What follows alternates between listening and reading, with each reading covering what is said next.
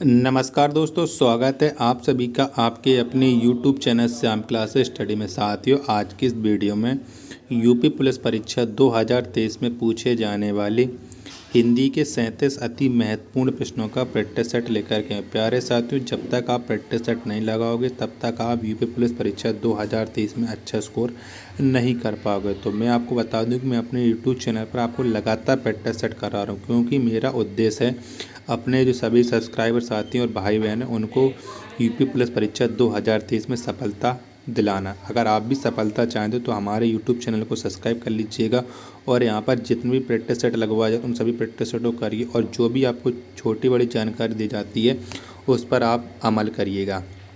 अगर आपको ये प्रैक्टिस सेट पसंद आए तो वीडियो को आप एक लाइक करना। चैनल को आपने अभी तक सब्सक्राइब नहीं किया होगा तो चैनल को आप जरूर सब्सक्राइब कर लीजिएगा। और इस प्रैक्टिस सेट को पूरा करने के बाद आपको अपना स्कोर ईमानदारी के साथ कमेंट बॉक्स में शेयर करना, बताना कि आपने इस प्रैक्टिस सेट में कितने प्रश्न जो सही किए हैं। और इस प्रैक्टिस सेट को आप अपने सभी दोस्तों के पास ज़रूर शेयर करना, उन्हें भी बताना क्योंकि इस प्रैक्टिस सेट को लगाएं और अपनी तैयारी को चेक करें, जिससे उन्हें भी पता चल पाए कि वो यूपी पुलिस परीक्षा 2023 में सफलता हासिल करने के लिए लायक हैं कि नहीं हैं। इन्हीं सब बातों को ध्यान में रखते हुए शुरू करते हैं आज का अपना हिंदी के 37 अति महत्वपूर्ण प्रश्नों का ये प्रैक्टिस सेट। तो प्रश्न आपके सामने 51 की यम का पर्यायवाची शब्द क्या होगा। तो क्या हो जाएगा यम का पर्यायवाची शब्द। तो यम का पर्यायवाची शब्द हो जाएगा सूर्यपुत्र, धर्मराज, कीनाथ, यानी ये सभी यम के पर्यायवाची हो जाएंगे। तो 51 का right answer option number D. प्रश्न 52 है आपके सामने कि प्रगतिशील का विलोम क्या होगा। तो क्या हो जाएगा प्रगतिशील का विलोम शब्द। तो आप प्रगतिशील हो जाता है प्रगतिशील का विलोम शब्द। तो 52 का राइट आंसर हो जाएगा ऑप्शन नंबर सी। प्रश्न 53 है आपके सामने कि परस का तत्सम शब्द क्या है। तो क्या हो जाएगा परस का तत्सम शब्द। तो ये हो जाएगा स्पर्श। क्या हो जाएगा स्पर्श। तो 53 का जो राइट आंसर होगा वो हो जाएगा ऑप्शन नंबर सी। प्रश्न संख्या 54 है आपके सामने अन्याय में कौन सा उपसर्ग है। तो कौन सा उपसर्ग है। तो इसमें हो जाएगा अन उपसर्ग। क्या हो जाएगा अन उपसर्ग। तो 54 का जो राइट आंसर होगा वो हो जाएगा ऑप्शन नंबर ए। प्रश्न संख्या 55 है आपके सामने कि निर्वाय का संधि विच्छेद क्या होगा। तो कौन सा हो जाएगा इनमें से निर्वाय का संधि विच्छेद। तो निर्वाय का सही संधि विच्छेद हो जाएगा ये नी प्लस बाय। कौन से विकल्प में। तो ये है ऑप्शन नंबर ए, इसका राइट आंसर हो जाएगा। प्रश्न संख्या 56 है आपके सामने कि पीताम्बर में कौन सा समास है। तो कौन सा समास है। तो पीताम्बर में हो जाएगा बहुब्रीहि समास। तो 56 का right answer option number C. प्रश्न संख्या 57 है आपके सामने कि निम्न में कौन सा अव्ययीभाव समास है। तो कौन सा अव्ययीभाव समास है। तो श्रद्धापूर्वक, प्रतिवर्ष, आजन्म, ये अव्ययीभाव समास हैं क्योंकि इनमें सभी में उपसर्ग लगे हुए हैं। तो 57 का राइट आंसर हो जाएगा ऑप्शन नंबर डी, ये सभी। प्रश्न संख्या 58 है आपके सामने कि किसी काम में पूर्ण मन लगाने का क्या अर्थ है। तो क्या अर्थ है। तो किसी काम में पूर्ण मन लगाने का अर्थ हो जाएगा दत्तचित्त। 58 का right answer option number A. प्रश्न 59 है आपके सामने कि राग दरबारी उपन्यास के लेखक कौन है। तो कौन है। तो राग दरबारी जो उपन्यास है इसके लेखक हैं श्रीलाल शुक्ल। कौन है। श्रीलाल शुक्ल। 59 का राइट आंसर ऑप्शन नंबर 1। प्रश्न 60 है आपके सामने कि 99 के फेर में पढ़ना का क्या अर्थ है। तो क्या अर्थ हो जाएगा। तो 99 के फेर में पढ़ना, इसका जो अर्थ होता है वो होता है धन संग्रह की चिंता में पढ़ना। 60 का right answer option number B. प्रश्न संख्या 61 है आपके सामने। प्यारे साथियों, प्रैक्टिस सेट पसंद आ रहा हो तो वीडियो को एक लाइक ही जरूर करना। 61 है आपके सामने कि गौरी शंकर में कौन सा समास है। तो कौन सा है। तो गौरी शंकर में है द्वंद्व समास। कौन सा है। द्वंद्व समास। तो 61 का राइट आंसर हो जाएगा ऑप्शन नंबर डी। प्रश्न संख्या 62 है आपके सामने कि चतुरानन में कौन सा समास है। तो कौन सा है? तो जो चतुरानन शब्द है इसमें है आपका बहुब्रीहि समास। कौन सा है? बहुब्रीहि समास है।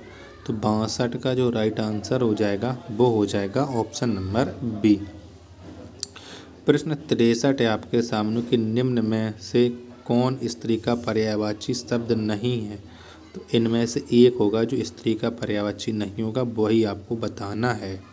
तो शकुंत, शकुंत ये स्त्री का पर्यायवाची नहीं है। तो 63 का जो राइट आंसर होगा ऑप्शन नंबर डी।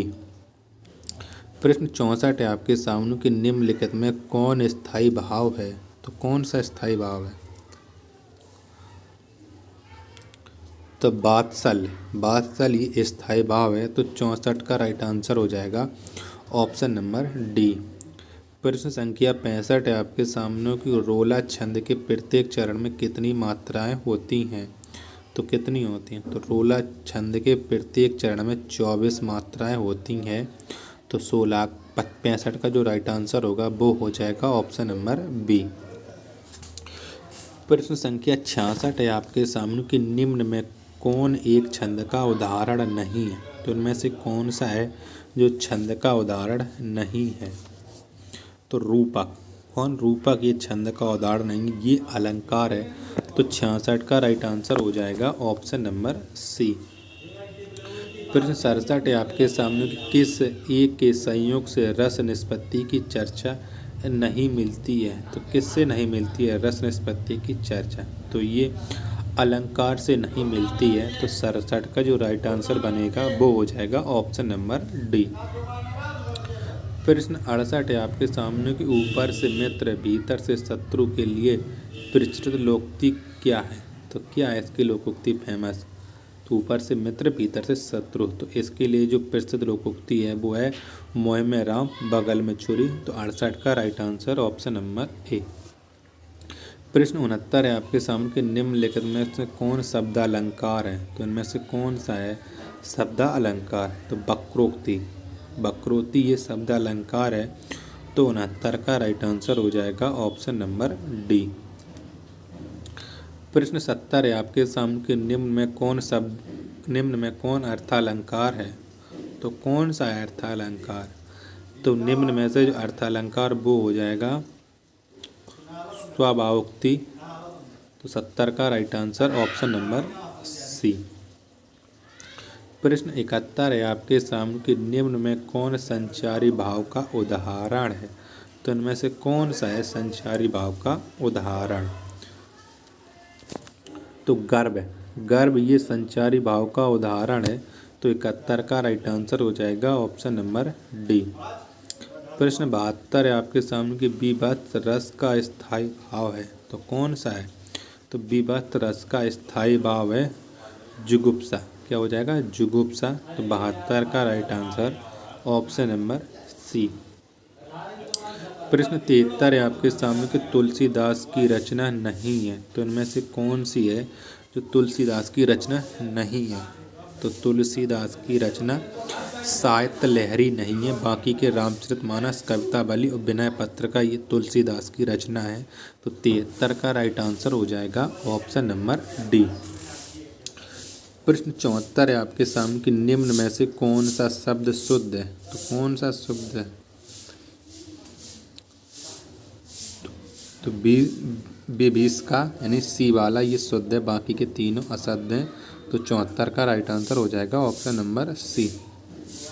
यदि वर्षा न होती तो नदियाँ सूख जाती, इस प्रकार का वाक्य है। तो ये किस प्रकार का वाक्य है? तो 75 में हो जाएगा ये संकेतवाचक वाक्य है, ऑप्शन नंबर बी। प्रश्न 76 है आपके सामने घनिष्ठ मित्रता किस मुहावरे का सही अर्थ है? तो ये कौन से मुहावरे का सही अर्थ है घनिष्ठ मित्रता? तो ये है दांत काटी रोटी का सही अर्थ। तो 76 का राइट आंसर हो जाएगा ऑप्शन नंबर सी। प्रश्न 77 है आपके सामने कि सपरिवार में किस उपसर्ग का प्रयोग हुआ है? तो कौन से उपसर्ग का प्रयोग हुआ है सपरिवार में? तो इसमें हुआ है सा का उपयोग। किसका? सा का उपयोग हुआ है। तो 77 का जो राइट आंसर होगा वो हो जाएगा ऑप्शन नंबर ए। प्रश्न 78 है आपके सामने कि जिस पर विश्वास किया गया हो के लिए एक शब्द है, तो इसके लिए एक शब्द क्या हो जाएगा? जिस पर विश्वास किया होगा तो ये हो जाएगा विश्वस्त। तो 78 का जो राइट आंसर होगा वो हो जाएगा ऑप्शन नंबर बी। प्रश्न 79 आपके सामने कि निम्नलिखित में हर्ष का विलोम है, तो कौन सा हो जाएगा हर्ष का विलोम? तो ये हो जाएगा विषाद। कौन सा? विषाद हो जाएगा हर्ष का विलोम शब्द। तो 79 का जो राइट आंसर बनेगा वो हो जाएगा ऑप्शन नंबर ए। प्रश्न संख्या 80 आपके सामने कि हेरम्ब किसका पर्यायवाची शब्द है? तो ये किसका पर्यायवाची शब्द है? तो हेरम्ब ये है एक गणेश का नहीं, हाँ, गणेश का ही पर्यायवाची हेरम्ब। तो 80 का राइट आंसर हो जाएगा ऑप्शन नंबर ए। प्रश्न संख्या 81 है आपके सामने कि जिस समास के पदों में विग्रह नहीं होता है वह है, तो कौन से समास के पदों में विग्रह नहीं होता है? तो अव्ययीभाव समास के पदों में विग्रह नहीं होता है। तो 81 का जो राइट आंसर हो जाएगा वो हो जाएगा ऑप्शन नंबर ए। प्रश्न संख्या 82 आपके सामने कि सूर्योदय किस संधि का उदाहरण है? तो कौन सी संधि का उदाहरण है सूर्योदय? तो सूर्योदय है एक गुण स्वर संधि का उदाहरण। तो 82 का जो राइट आंसर होगा वो हो जाएगा ऑप्शन नंबर बी। प्रश्न संख्या 83 आपके सामने कि निम्नलिखित में से कौन सा शब्द पुल्लिंग है? तो इनमें से कौन सा शब्द पुल्लिंग है? तो बताइएगा 83 का राइट आंसर क्या हो जाएगा? तो मैं आपको बता चुका हूँ, अच्छा और अच्छी लगाने से आप स्त्रीलिंग और पुल्लिंग का पता लगा सकते हैं। तो अच्छा दही ये एक पुल्लिंग शब्द है। तो 83 का राइट आंसर हो जाएगा ऑप्शन नंबर डी। प्रश्न संख्या 84 आपके सामने कि निम्न में कौन सा शब्द आविकारी नहीं है? तो कौन सा आविकारी नहीं है? तो हाथी ये आविकारी शब्द नहीं है। बाकी के यहाँ इधर उधर ये आविकारी शब्द हैं। तो 84 का राइट आंसर हो जाएगा ऑप्शन नंबर ए। प्रश्न 85 आपके सामने के निम्न में से कौन सा शब्द अनिश्चित संख्यावाचक विशेषण नहीं है? तो कौन सा है?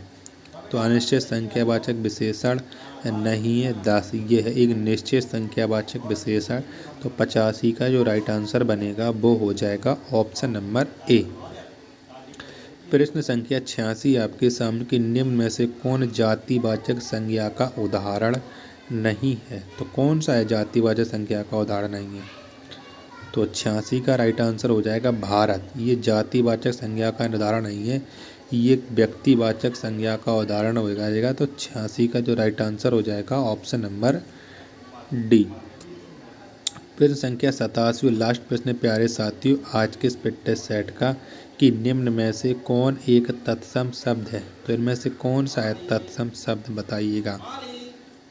तो औरत एक तत्सम शब्द है। तो 87 का जो राइट आंसर होगा वो हो जाएगा ऑप्शन नंबर बी। तो प्यारे साथियों अगर आपको ये प्रैक्टिस सेट पसंद आया हो तो वीडियो को आप लाइक कर देना। चैनल को आपने अभी तक सब्सक्राइब नहीं किया होगा तो चैनल को आप ज़रूर सब्सक्राइब कर लीजिएगा। मिलते हैं पर नेक्स्ट वीडियो तो नेक्स्ट प्रैक्टिस सेट में, तब तक के लिए धन्यवाद। जय हिंद।